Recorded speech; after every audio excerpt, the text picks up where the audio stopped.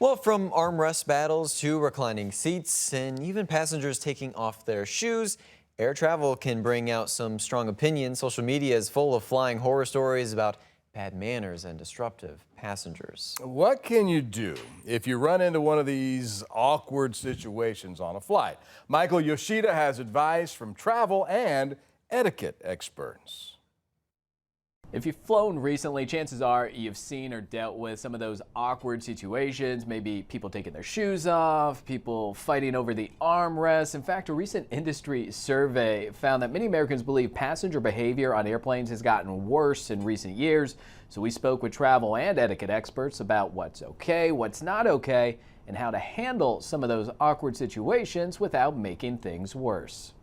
Flying can test anyone's patience, and lately, passenger etiquette is getting a lot of attention. Listening to music or watching videos without headphones. We've seen that with adults. We've seen it with kids. Nick Ewan with the Points Guy says many complaints come down to the same problem, sharing tight space with strangers. One of our staffers here at the Points Guy, whose laptop got completely destroyed on a flight because someone reclined their chair too quickly.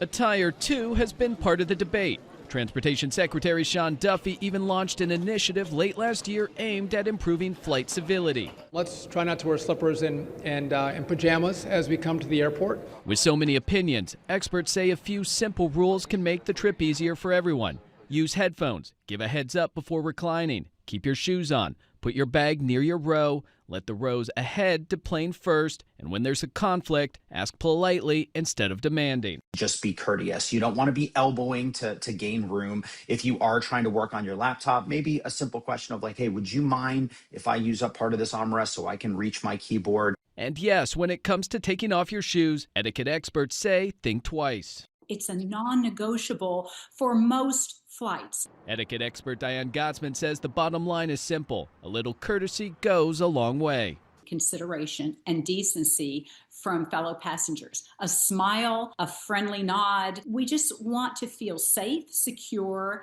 protected, and also enjoy a flight. And Gottsman adds that if you are on a plane and another passenger's behavior is making you uncomfortable, stay calm, be polite in asking them to cease whatever it is they're doing. She says if things do start to escalate, though, feel free to involve a flight attendant. In Washington, I'm Michael Yoshida.